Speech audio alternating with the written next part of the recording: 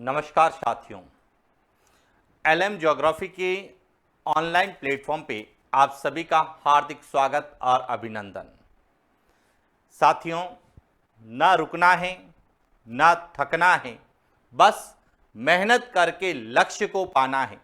इसी उद्देश्य और मोटिवेशन के साथ हम लोग आज आरओ ईआरओ के सिलेबस में राजस्थान के शहरी क्षेत्रों में संचालित योजनाओं के अंतर्गत इंदिरा गांधी शहरी रोजगार गारंटी योजना के बारे में विस्तार से अध्ययन करने वाले हैं।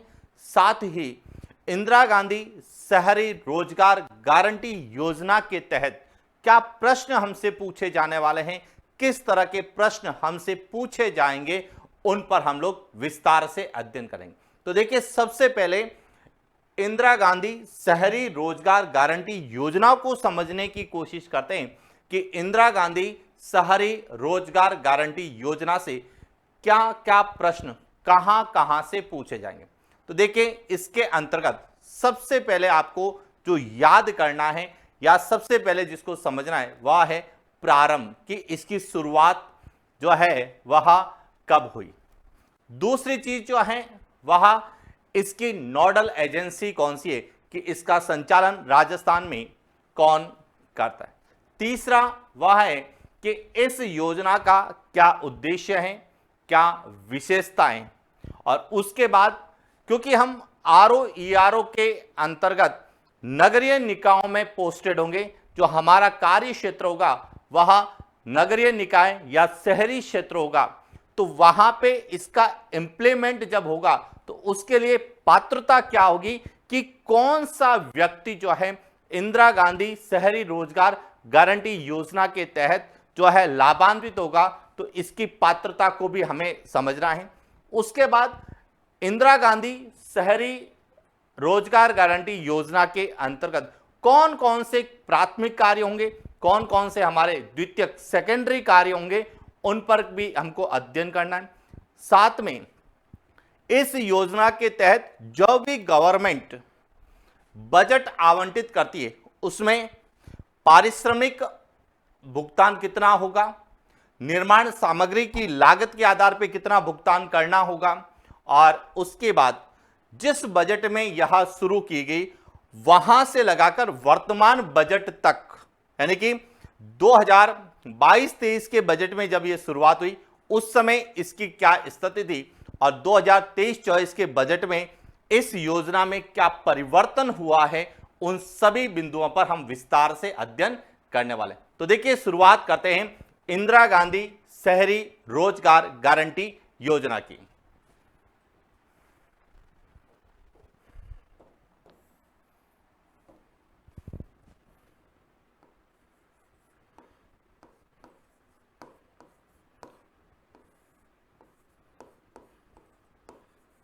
इंदिरा गांधी शहरी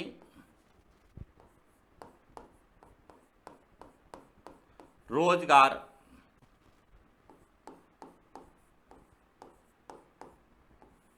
गारंटी योजना। सबसे पहले तो हमें पता होना चाहिए इसका प्रारंभ।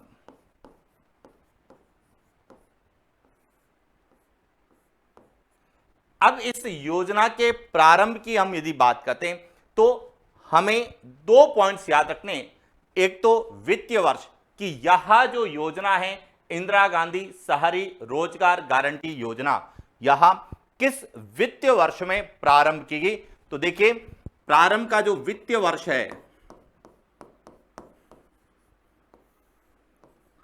वित्तीय वर्ष 2022-23 में यह प्रारंभ की। वर्तमान में वित्तीय वर्ष जो चल रहा है वह 2023-24 चल रहा है। इससे पहले वाला जो वित्तीय वर्ष था वह वित्तीय वर्ष 2022-23 था और उसी वित्तीय वर्ष में इसकी शुरुआत की गई। दूसरा पॉइंट, इसकी डेट, कि यह कब प्रारंभ की गई। तो यह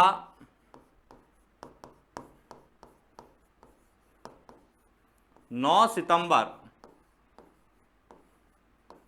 2022 को प्रारंभ की। दोनों पॉइंट क्लियर हो गए कि इसका प्रारंभ वित्तीय वर्ष पूछा जाता है तो 2022-23, और यदि दिनांक पूछी जाती है तो 9 सितंबर 2022 को इसकी शुरुआत की गई। पहला पॉइंट। दूसरा पॉइंट है इसका संचालन या इसकी नोडल एजेंसी कौन है।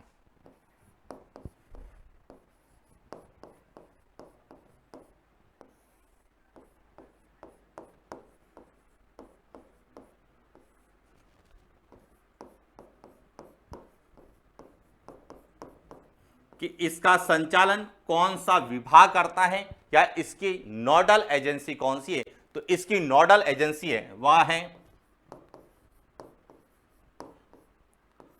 स्वायत्त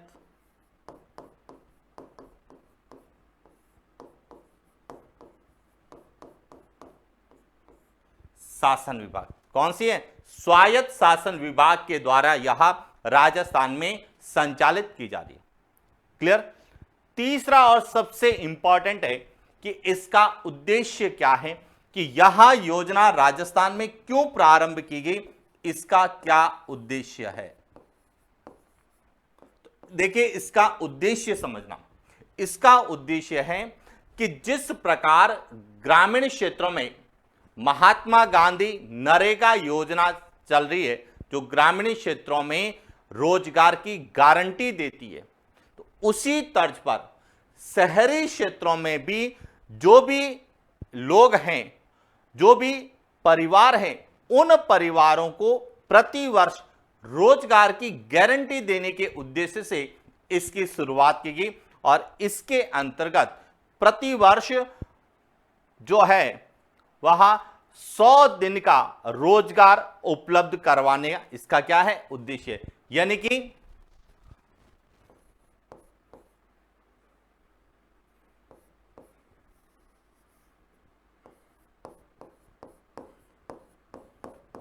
मनरेगा की तर्ज पर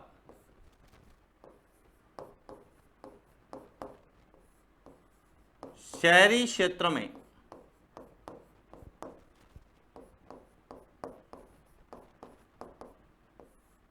निवास करने वाले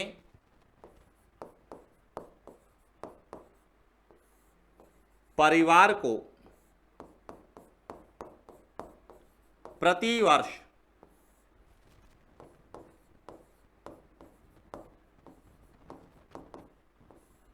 100 दिवस का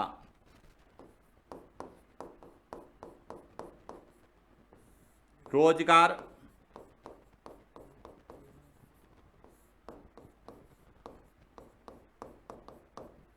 उपलब्ध करवाना, इस उद्देश्य को लेके इसकी शुरुआत की। क्योंकि मनरेगा यह महात्मा गांधी ग्रामीण रोजगार गारंटी योजना, जो ग्रामीण क्षेत्रों में रोजगार की गारंटी देती है या रोजगार के अवसर उपलब्ध करवाती है, उसी प्रकार शहरी क्षेत्रों में जो परिवार निवास करते हैं, उन परिवार के लोगों को, जो पात्र व्यक्ति है, उनको रोजगार उपलब्ध करवाना, कितना 100 दिन का रोजगार उपलब्ध करवाने के उद्देश्य से इसकी शुरुआत की गई। अब इसकी क्या विशेषता है, यह सबसे बड़ी बात याद रखना, इसकी विशेषता।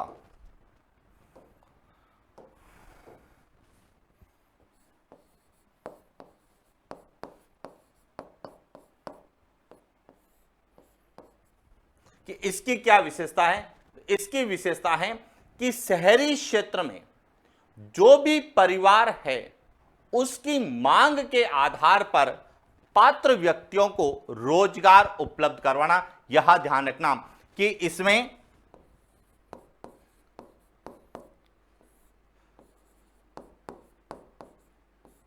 शहरी क्षेत्र के प्रत्येक परिवार की मांग,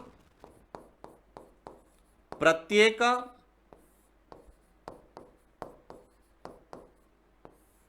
परिवार की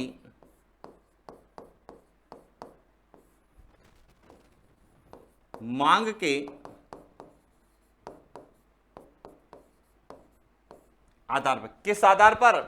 प्रत्येक परिवार की मांग के आधार पर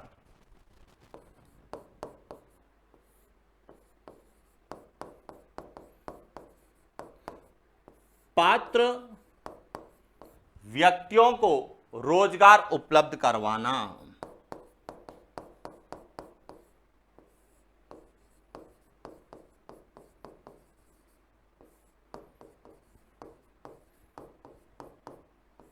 यानी कि इसका तात्पर्य क्या है? इसका तात्पर्य है कि यदि कोई भी व्यक्ति इंदिरा गांधी शहरी रोजगार गारंटी योजना के तहत रोजगार प्राप्त करता है तो उसकी आधार क्या होता है? परिवार की मांग के आधार पर ही पात्र व्यक्तियों को जो है इसमें रोजगार उपलब्ध करवाया जाता है। इसका मतलब है कि प्रत्येक परिवार का एक कार्ड बनता है जिसे जॉब कार्ड कहते हैं। क्या कहते हैं? Job card. और जॉब कार्ड में पात्र व्यक्तियों के नाम होते हैं और उन्हीं के आधार पर जो है रोजगार उपलब्ध करवाया जाता है। यह इसकी क्या होगी? विशेषता। यानी कि प्रारंभ कब हुआ, इसका संचालन कौन करता है, इसका उद्देश्य क्या था और इसकी क्या विशेषता। अब हमने यहां एक शब्द लिखा कि शहरी क्षेत्र के प्रत्येक परिवार की मांग के आधार पर पात्र व्यक्तियों को रोजगार उपलब्ध कराना। तो अब यहां सबसे इंपॉर्टेंट आता है कि इसमें पात्रता, कौन सा व्यक्ति जो है परिवार की मांग के आधार पर पात्र व्यक्ति कौन होगा। तो बात करते हैं इंदिरा गांधी शहरी रोजगार गारंटी योजना के तहत पात्रता क्या रखी गई है कि कौन सा व्यक्ति जो कि इस योजना के तहत लाभान्वित होगा या इस योजना के अंतर्गत रोजगार प्राप्त कर सकता है। तो बात करते हैं पात्रता की।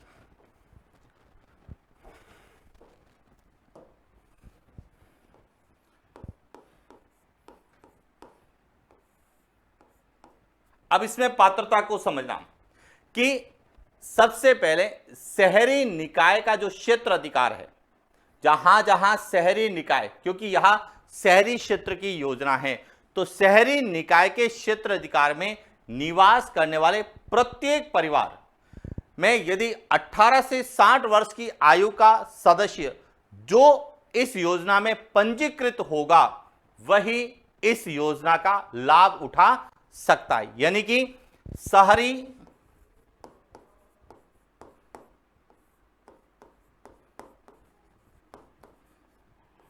निकाय के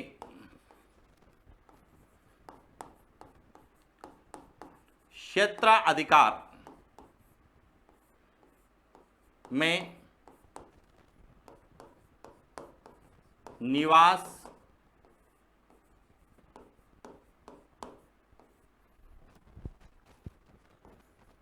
करने वाले प्रत्येक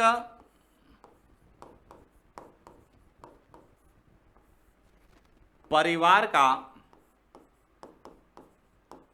सदस्य, यानी कि प्रत्येक परिवार का सदस्य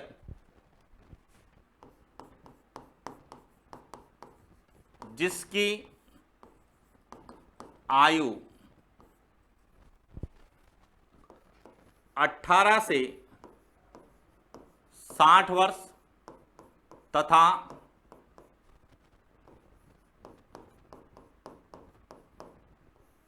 योजना के अंतर्गत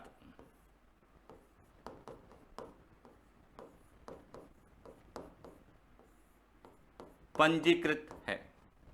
यानी कि सबसे इंपॉर्टेंट है कि इसमें वही व्यक्ति पात्र होगा जो शहरी निकाय के क्षेत्र अधिकार में निवास करता हो। ऐसा परिवार जो शहरी निकाय के अधिकार क्षेत्र या क्षेत्र अधिकार में निवास करता है तो उस परिवार के वे सभी सदस्य इस योजना का लाभ उठा सकते हैं या इस योजना के तहत रोजगार प्राप्त कर सकते हैं जिनकी उम्र क्या होगी? 18 से 60 वर्ष। दूसरा, इस योजना के अंतर्गत क्या होना चाहिए? पंजीकृत होना चाहिए। और यही हमारी सबसे इंपॉर्टेंट क्वेश्चन की लाइन होगी कि अब पंजीकरण का आधार क्या होगा कि कोई भी व्यक्ति है वह इस योजना में पंजीकृत होगा तो किस आधार पे पंजीकृत किया जाएगा। तो ध्यान रखना, पंजीयन का जो आधार है वह जन आधार है। क्या है? पंजीयन का, पंजीयन हेतु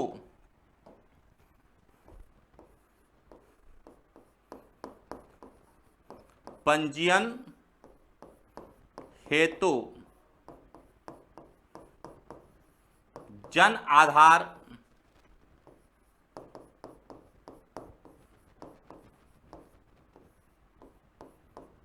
अनिवार्य है। यह ध्यान रखना कि ऐसा कोई भी व्यक्ति जो शहरी क्षेत्र में निवास करता है और उसका जन आधार बना हुआ है या उस परिवार का जन आधार बना हुआ है और उसकी उम्र 18 से 60 वर्ष है, तो वह व्यक्ति इस योजना का लाभ उठा सकता है। यानी इस योजना के तहत प्रति वर्ष 100 दिन का रोजगार प्राप्त कर सकता है।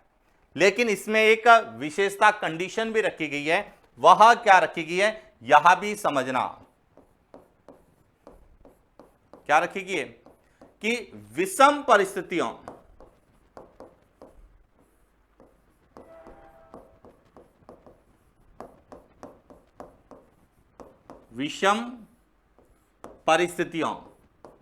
जैसे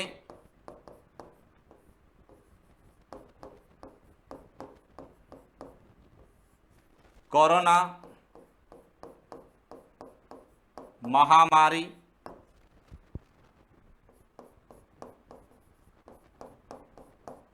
प्राकृतिक या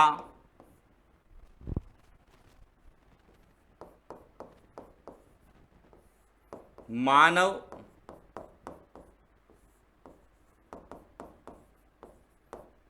जनित आपदा, कि या तो कोरोना जैसी महामारी हो, जिसे हम वैश्विक महामारी की स्थिति हो, या फिर कोई प्राकृतिक आपदा जैसे बाढ़ की स्थिति है, सूखा या अकाल की स्थिति है, या फिर भूकंप है, या अन्य कोई भी प्राकृतिक आपदा।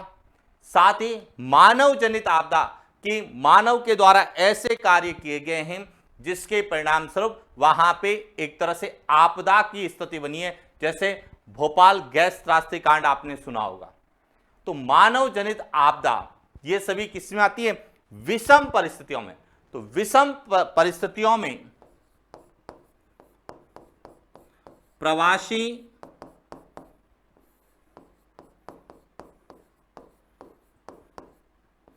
मजदूरों को भी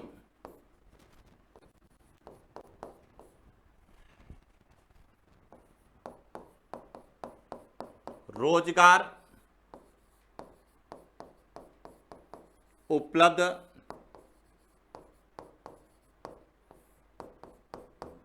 जा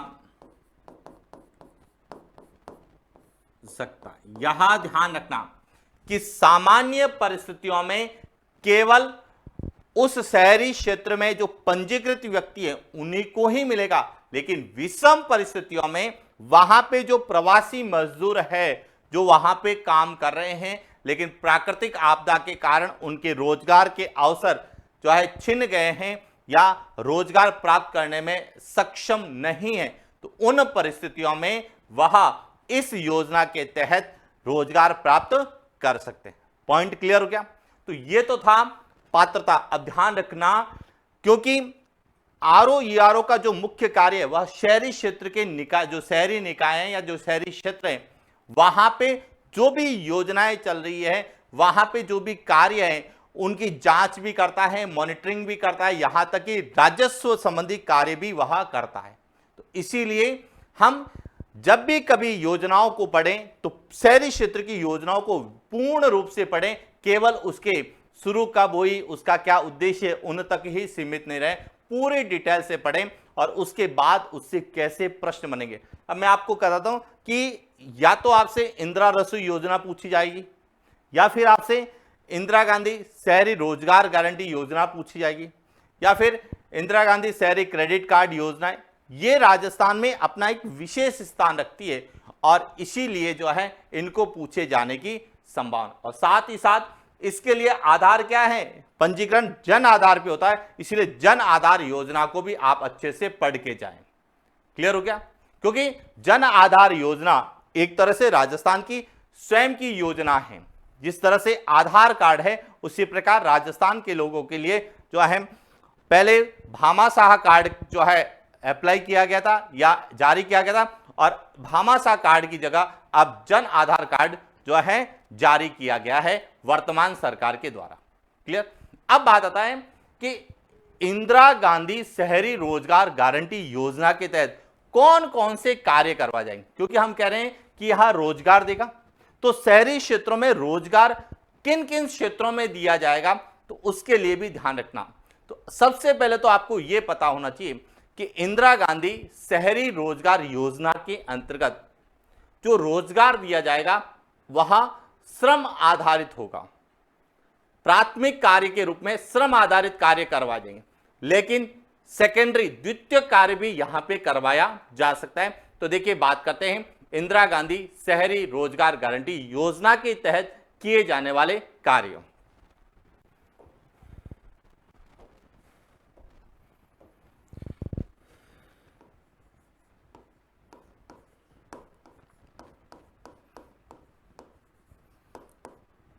इंदिरा गांधी शहरी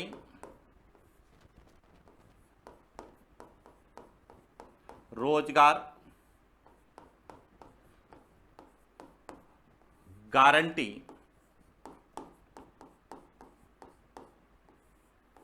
योजना के तहत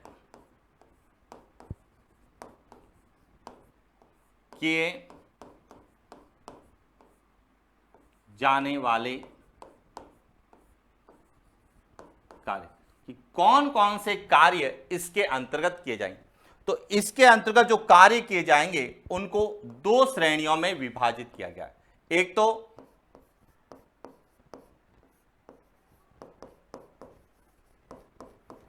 श्रम आधारित कार्य, जो कि कैसे होंगे,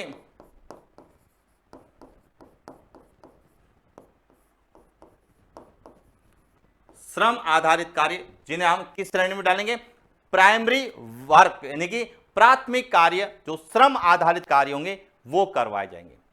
और प्राथमिक कार्यों के अंतर्गत क्या क्या करवाया जाएगा, जैसे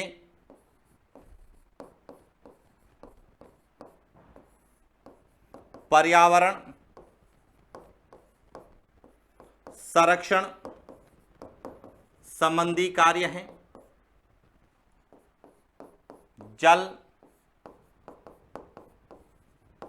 संरक्षण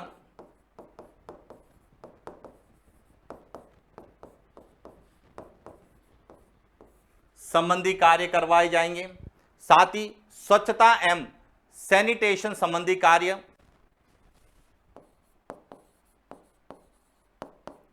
स्वच्छता एवं सैनिटेशन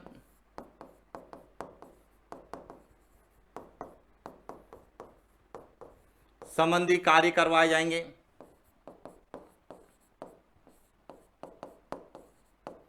सेवा संबंधी कार्य भी करवाए जा सकते हैं। इसके अलावा हेरिटेज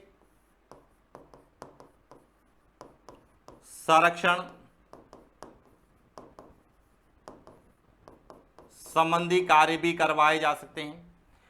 इसके अलावा जो है कन्वर्जेंस कार्य भी करवाए जा सकते हैं।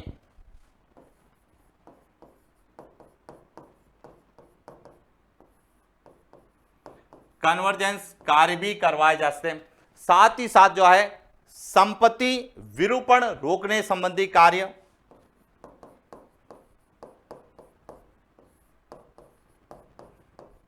विरूपण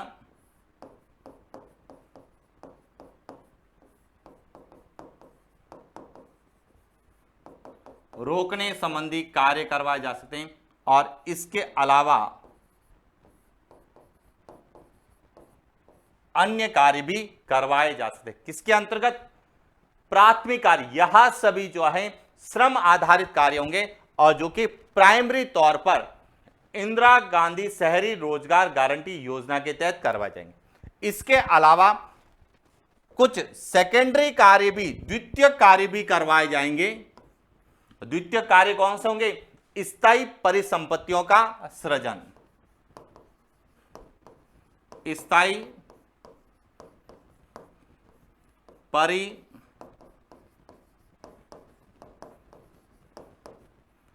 परिसंपत्तियों का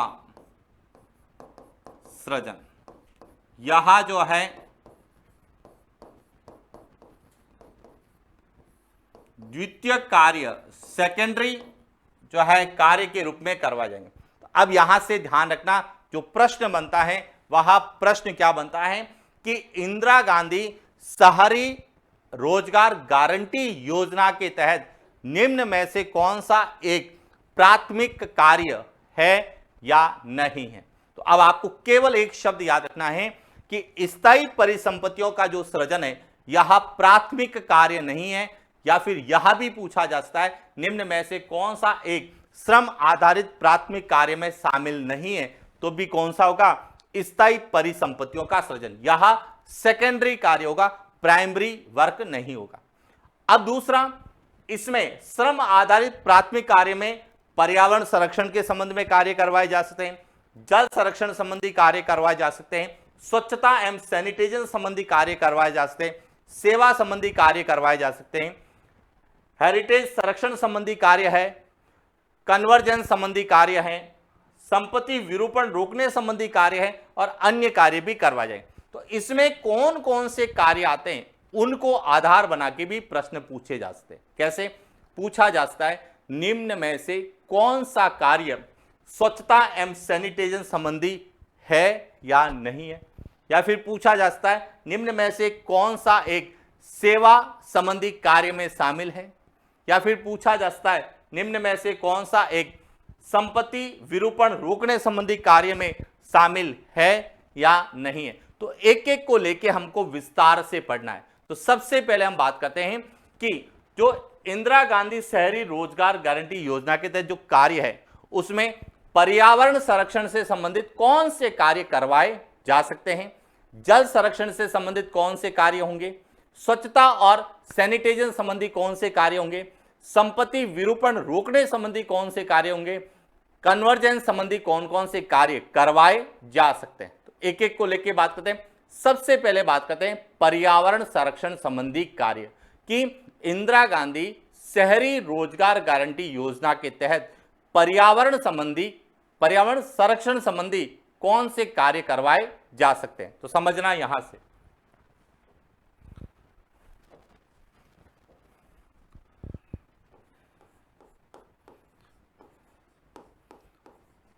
पर्यावरण संरक्षण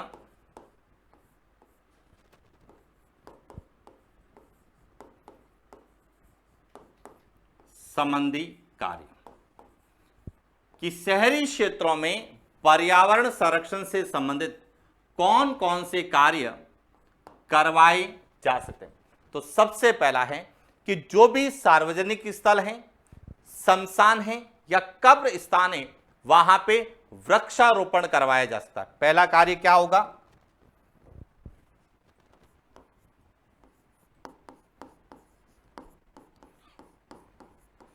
सार्वजनिक स्थल,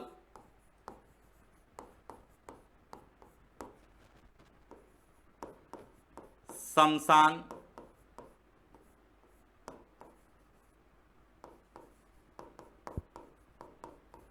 कब्रिस्तान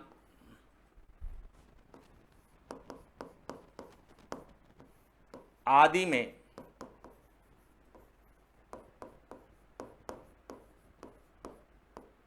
वृक्षारोपण, यानी कि इस योजना के तहत शहरी क्षेत्रों में कोई भी सार्वजनिक स्थल है, जैसे कोई पार्क हो सकता है, कोई चौराया हो सकता है, जो भी सड़क के किनारे डिवाइडर बने हुए हैं, डिवाइडर हो सकता है, शमशान या कब्रिस्तान हो तो वहां पे या उसके आसपास वृक्षारोपण का कार्य करवाया जा सकता है। दूसरा है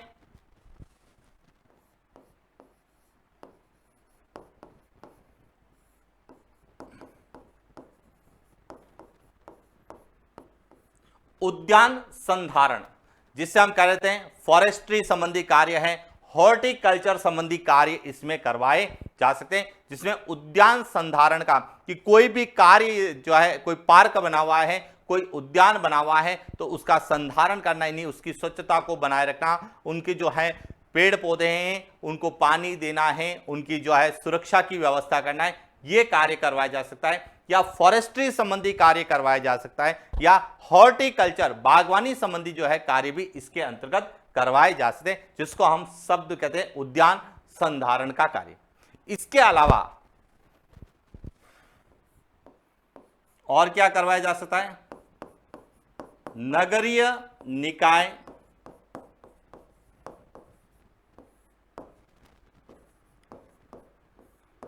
वन विभाग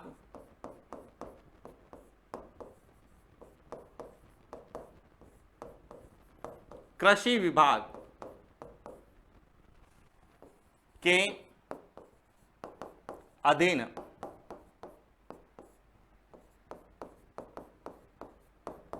नर्सरी में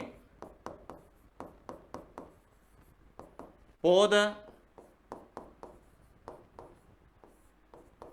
तैयार करना, कि यदि उस शहरी क्षेत्र या निकाय जहां पे यह योजना संचालित हो रही है, उस क्षेत्र में नगरीय निकाय की या तो स्वयं की, या वन विभाग की, कृषि विभाग की, या किसी भी अन्य विभाग की कोई भी नर्सरी है, तो उस नर्सरी में पौध तैयार किया जा सकता है, यानी प्लांटेशन करवाया जा सकता है। पॉइंट क्लियर हो गया? तो ये जो 3 कार्य यह पर्यावरण संरक्षण से संबंधित थे। इसके अलावा दूसरा जो है वह है जल संरक्षण से संबंधित कार्य।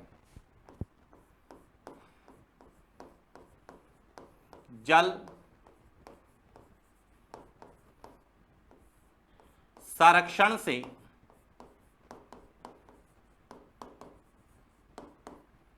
संबंधी कार्य, कि जल संरक्षण से संबंधित कौन कौन से कार्य इस योजना के अंतर्गत करवाए जा सकते हैं, जिसमें सबसे पहला कि शहरी क्षेत्रों में जो भी जल स्रोत है उसकी स्वच्छता, उसका पुनरुद्धार या उसके संरक्षण संबंधी कार्य, जिसमें सबसे पहला है जल स्रोत, जैसे तालाब हो सकता है, बावड़ी हो सकता है, झील हो सकता है, जोहड़ हो सकता है, के रख रखाव,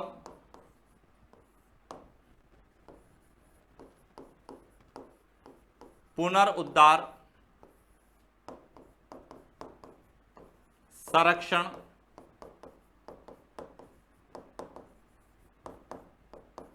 संबंधी कार्य करवाया जा सकता है।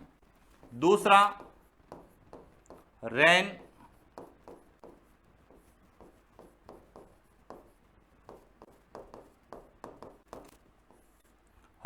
वाटर हार्वेस्टिंग स्ट्रक्चर का निर्माण,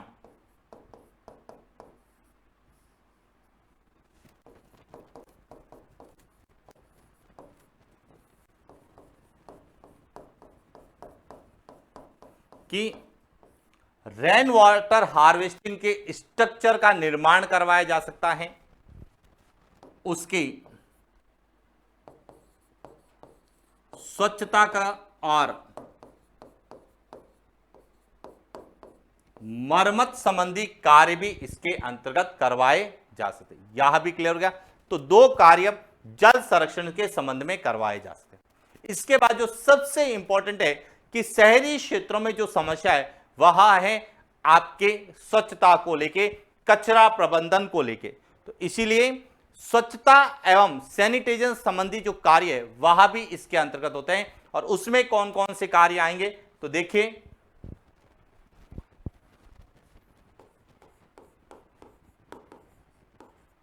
स्वच्छता एवं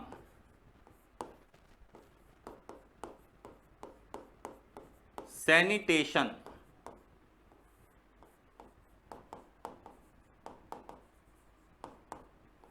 संबंधी कार्य कि इस योजना के तहत स्वच्छता और सैनिटेशन संबंधी कार्य भी करवाए जाएंगे, जिसमें कौन कौन से कार्य होंगे। सबसे पहला कार्य होगा ठोस कचरा प्रबंधन,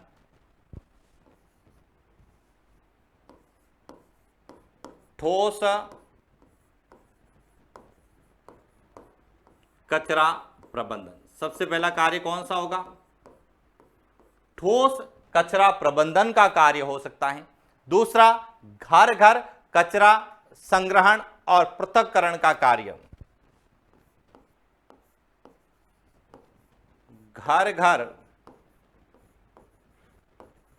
कचरा संग्रहण एवं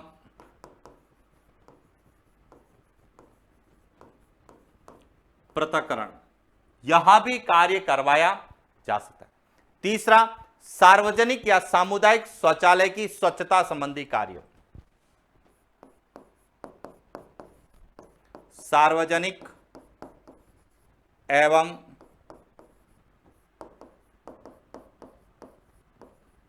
सामुदायिक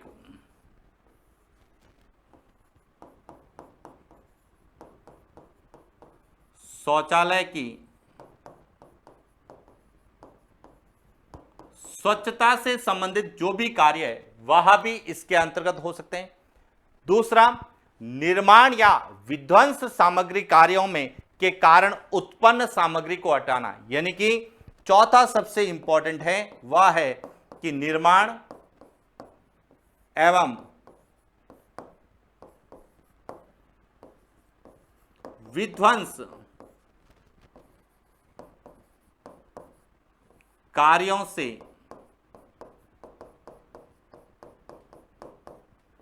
सामग्री हटाना, यानी कि यदि सरकार के द्वारा किसी भी बिल्डिंग का निर्माण किया जा रहा है या किसी भी बिल्डिंग को तोड़ा गया है, इमारत को तोड़ा गया है, तो वहां पर जो सामग्री है उस सामग्री को हटाने का कार्य भी इस योजना के तहत स्वच्छता और सैनिटेशन संबंधी कार्यों के अंतर्गत करवाया जा सकता है। क्लियर? इसके बाद जो है वह है संपत्ति विरूपण रोकने संबंधी कार्य। कौन सा?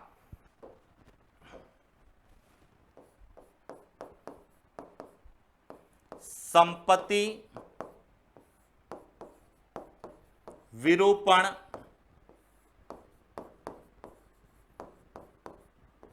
रोकने संबंधी कार्य कि इस योजना के तहत संपत्ति विरूपण रोकने संबंधी कौन कौन से कार्य हो सकते हैं। तो जिसमें सबसे पहला जो कार्य है वह होगा कि यदि नगरीय निकायों की कोई भी एजेंसी है उसके द्वारा यदि नगरीय निकाय में अतिक्रमण है, अवैध बोर्ड लगे हुए हैं, अवैध बैनर लगे हुए हैं, तो उनको हटाने का कार्य भी जो है इस इंदिरा गांधी शहरी रोजगार गारंटी योजना के तहत करवाया जा सकता है। यानी कि अतिक्रमण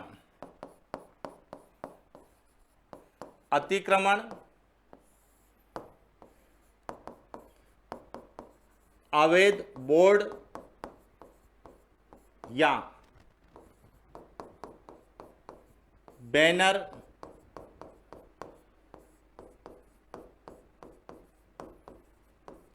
हटाने का कार्य, यह ध्यान रखना, ये स्वच्छता में नहीं आता है, यह संपत्ति विरूपण रोकने संबंधी कार्यों के अंतर्गत आता है कि सरकारी संपत्ति पर कोई दूसरा अवैध कब्जा नहीं कर। साथ ही सार्वजनिक दृश्य स्थल, सार्वजनिक दृश्य स्थल जैसे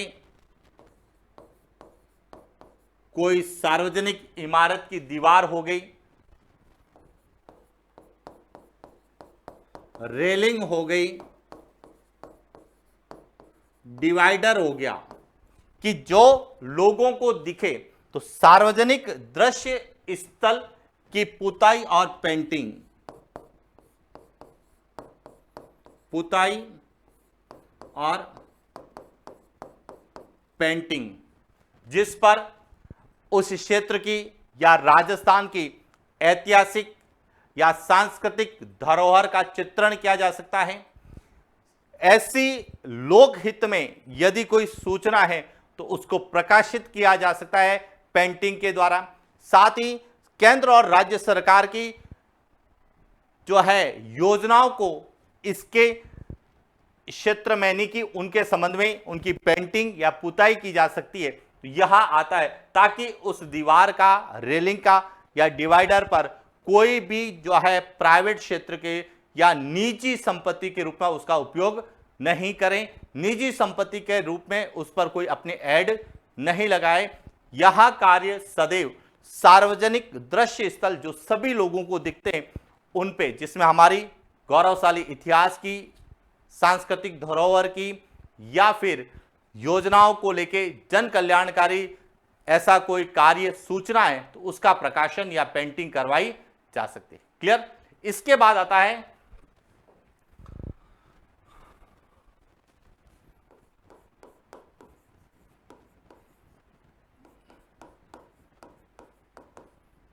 कन्वर्जेंस कार्य। अब कन्वर्जेंस कार्य का मतलब है कि यदि शहरी क्षेत्र में राज्य या केंद्र सरकार की योजनाओं के तहत या नगरीय निकाय के स्वयं की कोई भी संचालित योजना के तहत कार्य का निर्माण किया जा रहा है तो उसमें कार्य के लिए श्रम की आवश्यकताओं की पूर्ति इस योजना के तहत करवाई जा सकती है। यानी कि राज्य ऑब्लिक केंद्र सरकार की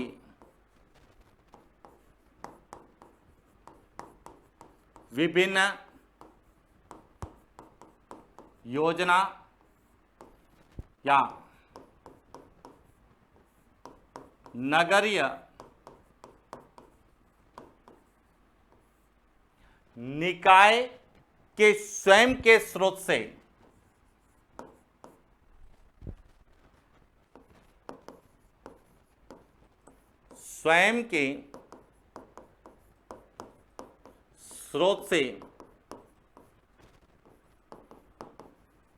संचालित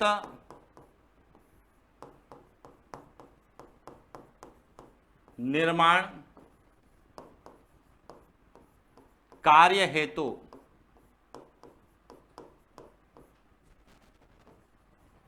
श्रम की आपूर्ति जो है वह इस योजना के तहत करवाई जा सकती है।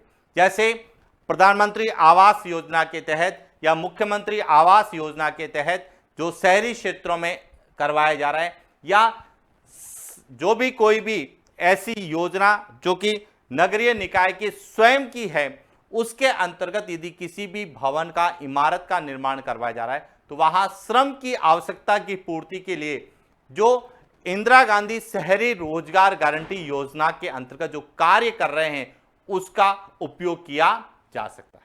क्लियर हो गया। इसके बाद और कौन से कार्य हैं? इसके बाद आते हैं सेवा संबंधी कार्य।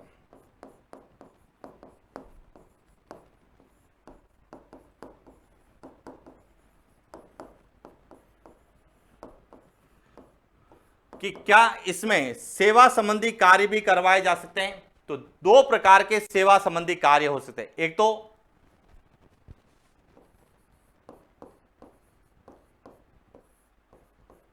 कॉइन हाउस या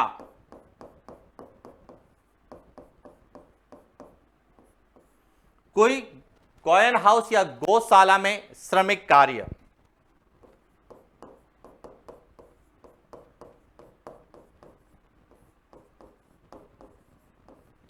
श्रमिक कार्य करवाए जा सकते हैं। साथ ही नगरीय निकाय कार्यालयों में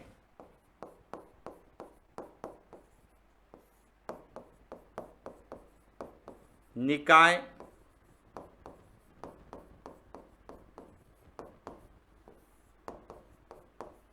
कार्यालय में रिकॉर्ड कीपिंग का कार्य,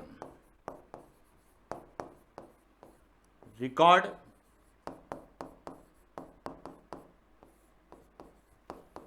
कीपिंग कार्य भी इसके अंतर्गत करवाया जा सकता है। यानी दो प्रकार के सेवा क्षेत्र, एक तो कोई भी गौशाला है या ऐसा कोई कॉइन हाउस बना हुआ है तो वहां श्रम की आवश्यकता है, तो वहां पे इन श्रमिकों का उपयोग किया जा सकता है। दूसरा, कोई भी नगरीय निकाय का कार्यालय और वहां पर रिकॉर्ड कीपिंग करवानी है तो उसमें भी इंदिरा गांधी शहरी रोजगार गारंटी योजना के तहत जो कार्य कर रहे हैं, जो कार्य रहे हैं या जो इसका लाभ उठा रहे हैं, उनका उपयोग किया जा सकता है। इसके बाद है हेरिटेज संरक्षण संबंधी कार्य।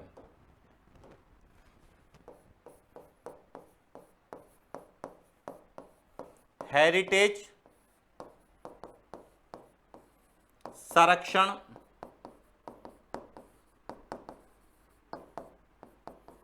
संबंधी कार्य। हेरिटेज कोई भी ऐतिहासिक इमारत है, धरोहर है, उसके संरक्षण के लिए यदि कार्य की आवश्यकता पड़ती है तो उसमें इंदिरा गांधी शहरी रोजगार गारंटी के तहत जो कार्यरत हैं उनका उपयोग किया जा सकता है। इसके अलावा कुछ अन्य कार्य भी करवाए जा सकते हैं। क्या करवाए जा सकते हैं? कुछ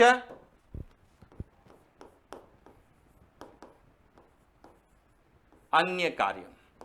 अब अन्य कार्य में क्या करवाया जा सकता है, जिसके अंतर्गत एक तो पार्किंग प्रबंधन,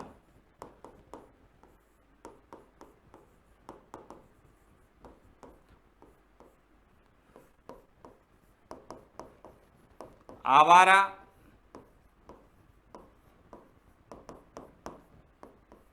पशुओं को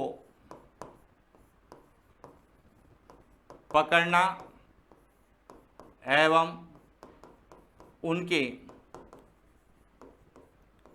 प्रबंधन का कार्य करवाया जाता है। साथ ही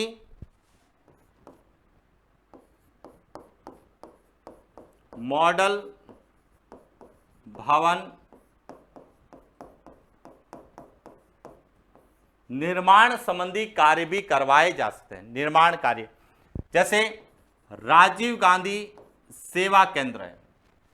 राजीव गांधी सेवा केंद्र की तर्ज पर यदि शहरी क्षेत्रों में मॉडल भवन का निर्माण कार्य हो रहा है तो उन मॉडल कार्यों में भी इस योजना के तहत जो कार्य कर रहे हैं उनका उपयोग किया जा सकता है। और इसीलिए इनके कार्य, क्योंकि इंदिरा गांधी शहरी रोजगार गारंटी योजना के तहत जो भी कार्य होते हैं वह सब नगरीय निकाय की जो भी संस्था होती है, चाहे वह नगर पालिका है, चाहे वह नगर परिषद है, चाहे वह नगर निगम है, वही संचालित करती है या उनका जो है नियंत्रण निर्देशन करती है। और आरओ और ईओ जो है उसी संस्था के नगरीय निकाय की जो संस्थाएं उनके कार्मिक होते हैं, उनके अधिकारी होते हैं। तो इसीलिए ये ध्यान रखना जितने भी कार्य हैं वह सब आरओ के निर्देशन नियंत्रण में होते हैं और इसीलिए इन कार्यों को सबसे ज्यादा पूछे जाने की संभावना है। और इसीलिए इन कार्यों को बहुत अच्छे से पढ़ के जाना कि पर्यावरण संरक्षण में कौन से हैं, जल संरक्षण में कौन से हैं, स्वच्छता और सैनिटाइजेशन संबंधी कौन से हैं, संपत्ति विरूपण रोकने संबंधी कौन सी है, कन्वर्जेंस के संबंध में कौन से हैं, सेवा संबंधी कौन से हैं और अन्य कार्य कौन से हैं। पॉइंट क्लियर होगा। अब आती है कि जब ये सब कार्य किए जाएंगे तो इसके लिए क्या मिलेगा आपको? बजट। और जब बजट होगा तो उसमें किस प्रकार का कार्य के अनुसार आवंटन होता है। तो देखिए, कार्य के संबंध में बजट का आवंटन यह सबसे इंपॉर्टेंट है, विशेष रूप से आप लोगों के लिए ध्यान रखना। कार्य के संबंध में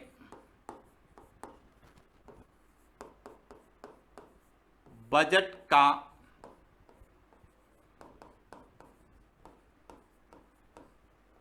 आवंटन कि इंदिरा गांधी शहरी रोजगार गारंटी योजना के तहत कोई भी कार्य यदि स्वीकृत हुआ है और उसके लिए जो बजट आया है तो उस बजट में का आवंटन किस प्रकार से होगा, कितना जो है पारिश्रमिक भुगतान होगा, कितना जो है निर्माण सामग्री के लिए लागत के रूप में आप खर्च कर सकते हैं। तो अब इसको समझना दो प्रकार से, एक तो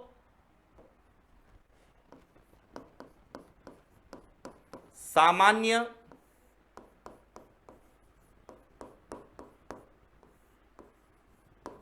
प्रकृति के कार्य।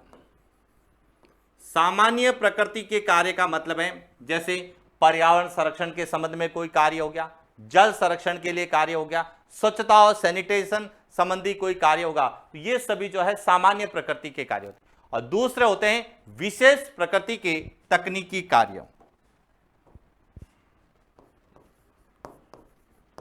विशेष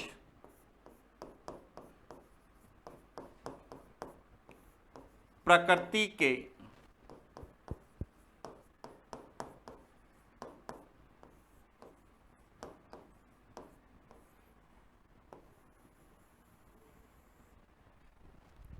अब देखिए सामान्य कार्य जो सामान्य जैसे वृक्षारोपण का कार्य हो गया, गौशाला में जो है श्रम के रूप में है, पार्किंग व्यवस्था को लेके कोई भी है, आवारा पशुओं को पकड़ने के लिए कोई कार्य है, तो वह सब जो है सामान्य कार्य।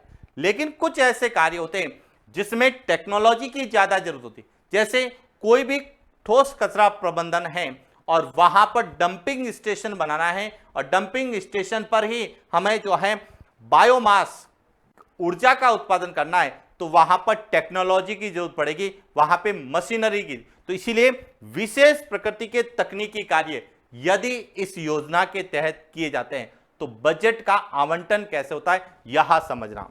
देखिए सामान्य प्रकृति के लिए बात करते हैं तो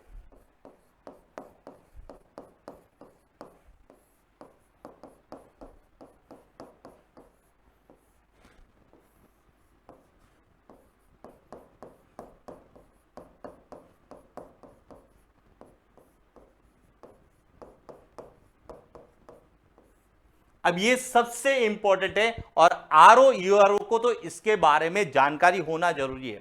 क्यों? क्योंकि जो भी बजट आएगा उसके बजट का यदि आपको वितरण करना है, यदि बजट के बाद में उस बजट की ऑडिट करनी है, तो उस समय आपको यह रेशो काम आएगा कि कार्य की प्रकृति कैसी है। ऐसा तो नहीं है कि जितना आप बजट का आवंटन हुआ है उस बजट के आवंटन को जो वितरित किया गया है या जो बजट का व्यय किया गया है, जो वार्षिक व्यय रूप में किया गया है या पैसा खर्च किया गया, क्या वह निर्माण सामग्री और पारिश्रमिक भुगतान के अनुपात में किया गया है या नहीं है। तो अब समझना कि यदि कोई भी कार्य सामान्य प्रकृति का है तो वहां पर निर्माण सामग्री के लिए 25 और पारिश्रमिक भुगतान के लिए 75 यह उनका अनुपात है। यानी कि यदि सामान्य कार्य के लिए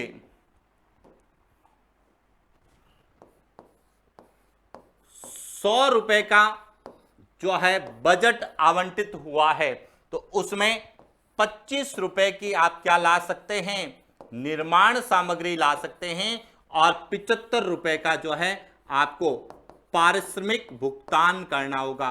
अब ये ध्यान रखना, ये सबसे इंपॉर्टेंट है कि इंदिरा गांधी शहरी गारंटी योजना, शहरी रोजगार गारंटी योजना के तहत पारिश्रमिक भुगतान जो जितना बजट होता है उसका 75% करना अनिवार्य होता है। और यह किस कंडीशन में, जब कार्य की प्रकृति क्या होगी, सामान्य होगी। लेकिन यदि विशेष प्रकृति के तकनीकी कार्य है तो यहां पे रेशो अलग होगा। निर्माण सामग्री के लिए जो है आप 75 और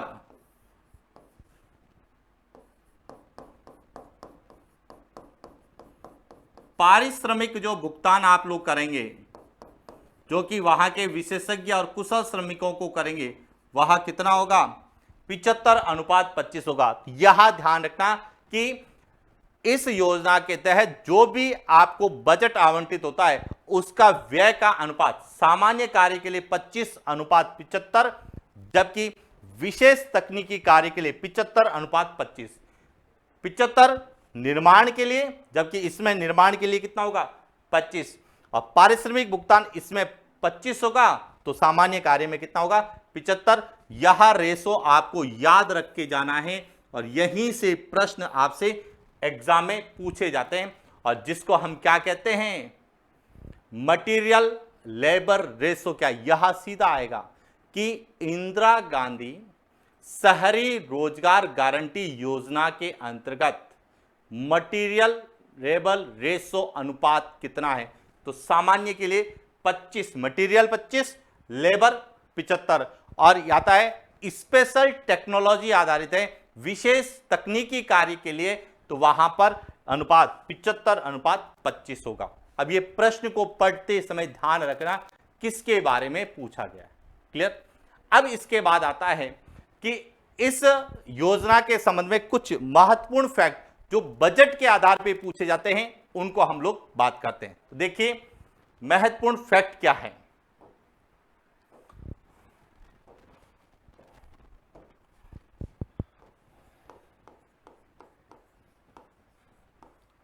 महत्वपूर्ण तथ्य, अब महत्वपूर्ण तथ्य क्या है। सबसे पहला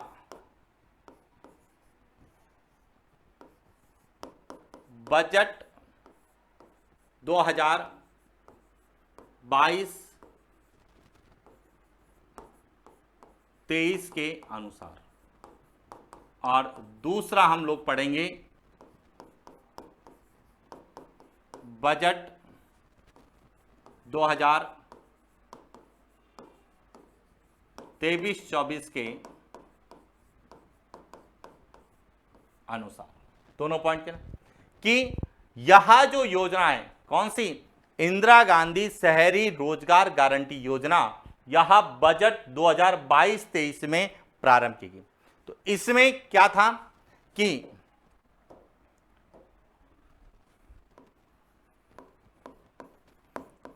इंदिरा गांधी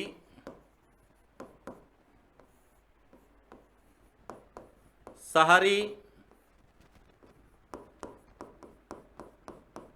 रोजगार गारंटी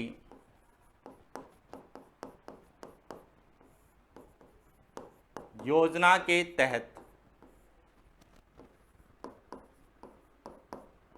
शहरी क्षेत्र में निवास करने वाले प्रत्येक परिवार के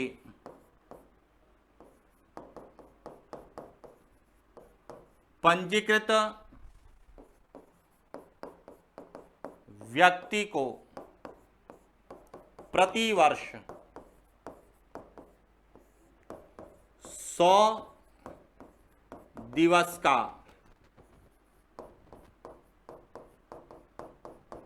रोजगार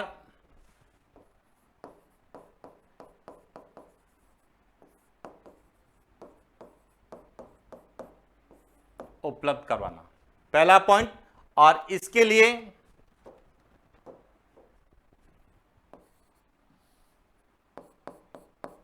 प्रति वर्ष वार्षिक व्यय 800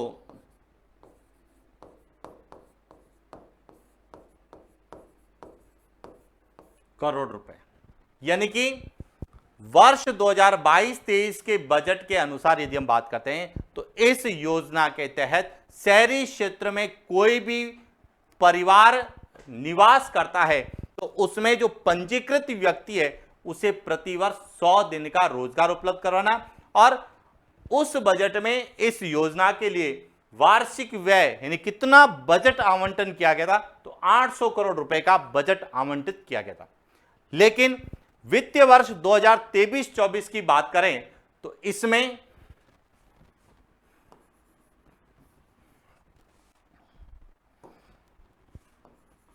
इस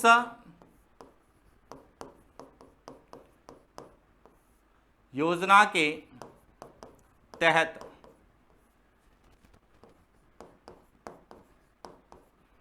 परिवार के पंजीकृत व्यक्ति या कहें पात्र व्यक्ति को 125 दिवस का प्रतिवर्ष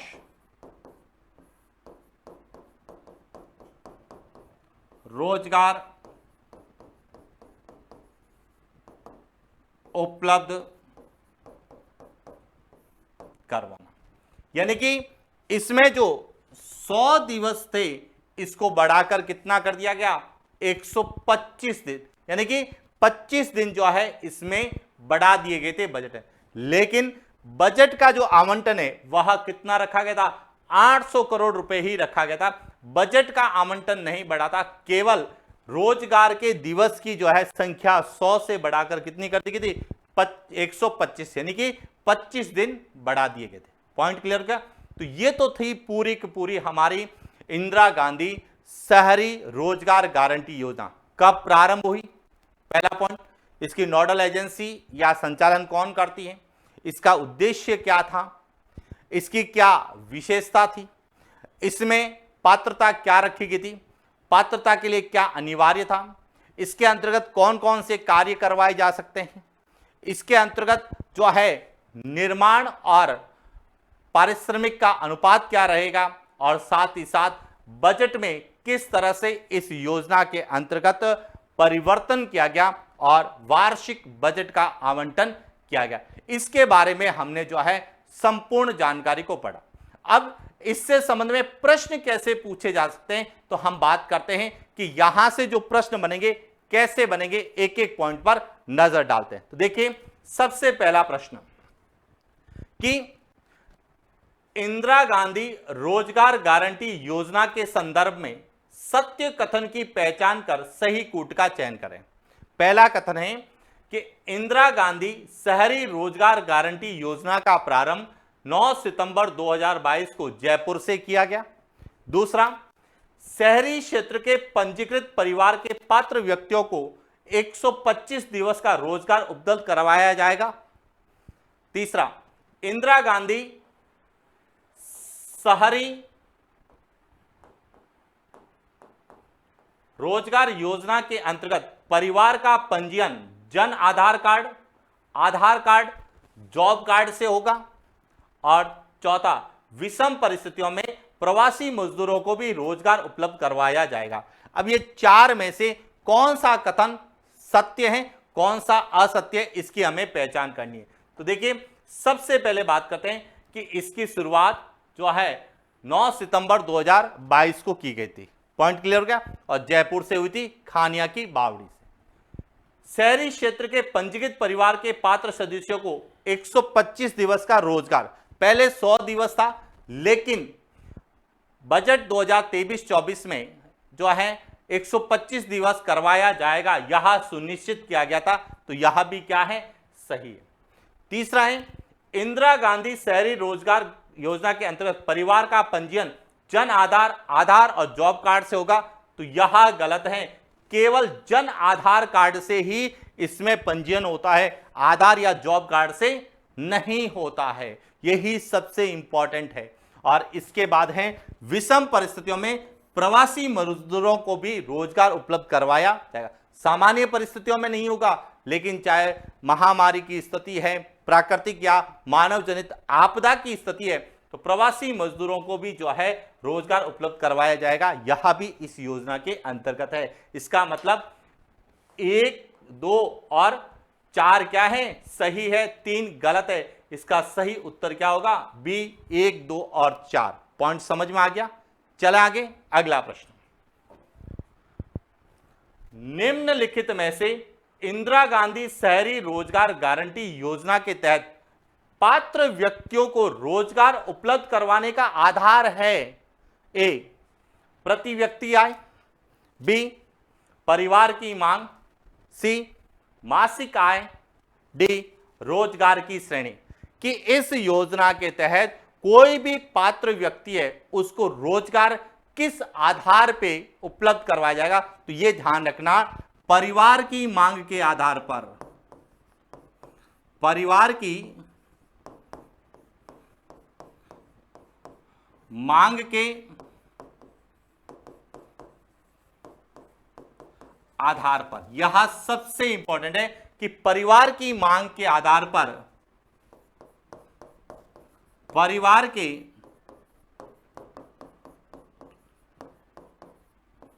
प्रत्येक सदस्य जिनकी उम्र कितनी है, 18 से 60 वर्ष है, साथ ही वह क्या है, पंजीकृत है, इस योजना में क्या है, पंजीकृत है, तो उसे जो है इस योजना का लाभ मिलेगा, रोजगार का अवसर मिलेगा। इसीलिए इसका सही उत्तर क्या है, बी, परिवार की मांग के आधार पर ही इसमें रोजगार उपलब्ध करवाए जाने का यह आधार है।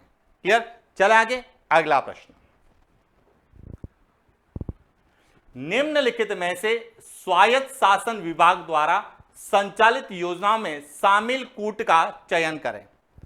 पहला है इंदिरा गांधी शहरी रोजगार गारंटी योजना, दूसरा है इंदिरा गांधी शहरी क्रेडिट कार्ड योजना, तीसरा है इंदिरा रसोई योजना और चौथा है इंदिरा आवास योजना। अब इन चार में से कौन कौन सी योजनाएं स्वायत्त शासन विभाग राजस्थान सरकार के द्वारा संचालित है? तो देखिए, इंदिरा गांधी शहरी रोजगार गारंटी योजना स्वायत्त शासन के द्वारा है, इंदिरा गांधी शहरी क्रेडिट कार्ड योजना यह भी स्वायत्त शासन विभाग के द्वारा संचालित है, और इंदिरा रसोई योजना यह भी स्वायत्त शासन विभाग के द्वारा है, जबकि इंदिरा आवास योजना यह स्वायत्त शासन विभाग के द्वारा नहीं है, यह ग्रामीण विकास मंत्रालय के द्वारा जारी की जाती है या संचालित की जाती है। इसीलिए इसका सही उत्तर है ए, 1, 2 और 3 सही है। क्लियर? चला आगे, अगला प्रश्न। निम्नलिखित में से इंदिरा गांधी शहरी रोजगार गारंटी योजना के अंतर्गत श्रम आधारित प्राथमिक कार्यों में शामिल नहीं है, शामिल है? पहला है नर्सरी में पौध तैयार करना, दूसरा है रेन वाटर हार्वेस्टिंग, तीसरा है ठोस कचरा प्रबंधन, चौथा है स्थायी परिसंपत्तियों का सृजन। अब देखिए, प्राथमिक कार्य में यह कार्य जो है पर्यावरण संरक्षण से संबंधित है, तो पर्यावरण संरक्षण से संबंधित जो है वह प्राथमिक कार्य में है। रेन वाटर हार्वेस्टिंग यह जल संरक्षण से संबंधित है, जो कि किसके अंतर्गत आएगा, श्रम आधारित प्राथमिक कार्यों में। और यह जो है यह स्वच्छता से संबंधित जो है कार्य है, और यह तीनों ही जो है श्रम आधारित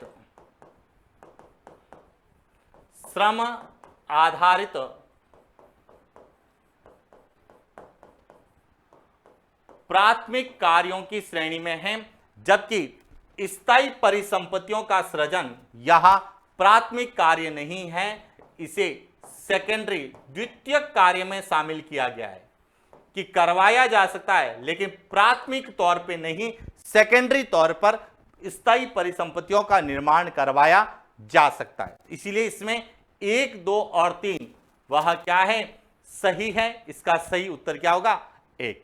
आगे चले, अगला प्रश्न।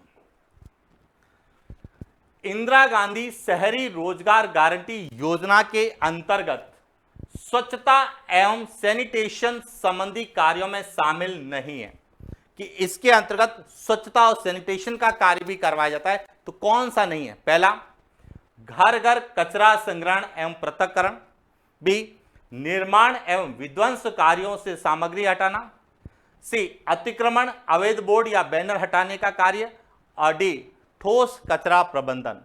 अब ध्यान रखना, स्वच्छता और सैनिटेशन में घर घर कचरा का संग्रहण और पृथक्करण किया जा सकता है, निर्माण और विध्वंस कार्यों से सामग्री को हटाया जा सकता है, और ठोस कचरा प्रबंधन किया जा सकता है। लेकिन अतिक्रमण, अवैध बोर्ड या बैनर हटाने का कार्य यह संपत्ति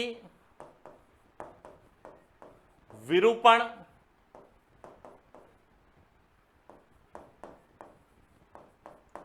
रोकने संबंधी कार्य की श्रेणी में आता है, इसीलिए इसका सही उत्तर क्या होगा? सी, स्वच्छता और सैनिटेशन संबंधी कार्य में शामिल नहीं है। अगला प्रश्न,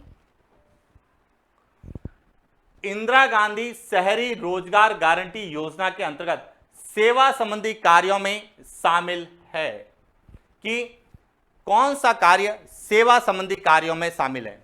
ए, नगरीय निकायों के कार्यालय में रिकॉर्ड कीपिंग, दूसरा बी, सार्वजनिक दृश्य स्थल की पुताई एवं पेंटिंग, तीसरा केंद्र राज्य सरकार की योजनाओं के तहत संचालित निर्माण कार्य में श्रम, और डी, पार्किंग प्रबंधन। अब समझना यहां से कि सेवा कार्य के अंतर्गत कौन सा कार्य होता है। तो सेवा कार्य के अंतर्गत एक तो गौशाला में श्रमिक कार्य होता है, गौशाला में श्रमिक कार्य, और दूसरा जो होता है वह नगरीय निकाय के कार्यालय में रिकॉर्ड कीपिंग का कार्य सेवा संबंधी कार्य के अंतर्गत आता है। जबकि सार्वजनिक दृश्य स्थल की पुताई और पेंटिंग यह किसके अंतर्गत आता है? यह संपत्ति विरूपण रोकने के अंतर्गत आता है। केंद्र सरकार राज्य की श्रम योजनाओं में संचालित निर्माण कार्यक्रम में श्रम यह कन्वर्जेंस के अंतर्गत आता है। किसके अंतर्गत आता है? कन्वर्जेंस कार्यों के अंतर्गत। और यह जो है यह अन्य कार्य की श्रेणी में आता है, इसीलिए इसका सही उत्तर क्या है? ए इसका सही उत्तर है। चले आगे, अगला प्रश्न, निम्नलिखित में से इंदिरा गांधी शहरी रोजगार गारंटी योजना के संबंध में असत्य कथन की पहचान करें। ए, शहरी निकाय क्षेत्राधिकार में निवास करने वाले प्रत्येक परिवार के 18 से 60 वर्ष के आयु के सदस्य योजना में पंजीकृत हो सकते हैं। यह सही है कि शहरी निकाय के क्षेत्र अधिकार में यदि कोई भी ऐसा परिवार जिसमें 18 से 60 वर्ष की आयु के यदि कोई व्यक्ति, चाहे वह पुरुष या महिला है, तो वह इस योजना में जन आधार के आधार पर पंजीकृत हो सकते हैं। दूसरा, योजना में पंजीकृत हेतु या पंजीयन हेतु जन आधार अनिवार्य है। यह भी क्या है? सही है, जन आधार भी होना है, क्योंकि पंजीयन जन आधार के पर ही होगा। जन आधार योजना के आधार पर जन आधार कार्ड जारी किए गए हैं, उसके द्वारा इसका पंजीयन होगा। इसके बाद है बजट 2023-24 में प्रति वर्ष प्रति परिवार 125 दिवस का रोजगार उपलब्ध करवाया जाएगा। यह भी सही है कि बजट 2022-23 में जो प्रति वर्ष 100 दिवस रोजगार उपलब्ध करवाने का लक्ष्य रखा गया था, उसको बढ़ाकर कितना कर दिया गया? 125 दिवस किया गया। यह भी सही है। इसके बाद आता है योजना के अंतर्गत पारिश्रमिक भुगतान और निर्माण सामग्री लागत का अनुपात 25:75 है। यह गलत है। क्यों है? क्योंकि इसमें कोई भी कार्य होगा वह सामान्य कार्य होगा, प्राथमिक कार्य होगा, और प्राथमिक कार्य में पारिश्रमिक भुगतान कितना होना चाहिए? 75, और निर्माण सामग्री लागत में कितना होना चाहिए?